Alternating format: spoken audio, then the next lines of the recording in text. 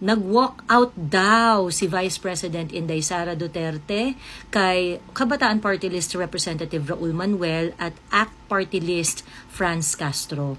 Dun lang tayo sa totoo, ha? Walang walk out na nangyari. Okay, ganito. Reviewin natin yung coverage nung August 30 kung saan nagkaroon ng budget hearing ang Committee on Budget and Appropriations sa House of Representatives. Yes, in line with the long-standing tradition of giving the Office of the Vice President parliamentary courtesy, I move to terminate the budget of the office. We object, Madam Chair.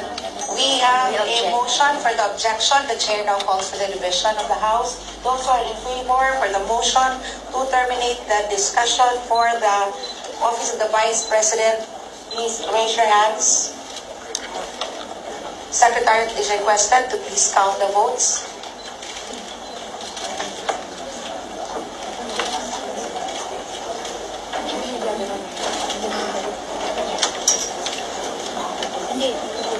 We have 21 members of the Committee on Appropriations manifesting for the approval of the motion. The Chair declares for the motion to terminate the presentation of the budget approved. So nakita nyo naman na nagkaroon ng botohan kung i-terminate na ang budget hearing ng Office of the Vice President.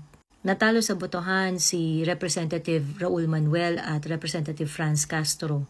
At dahil dyan, na-adjourn na ang committee hearing. So kung nakita nyo na pinukpok na yung gavel, ibig sabihin adjourned na. Ibig sabihin uwian na. So walang walk out kasi tapos na yung session.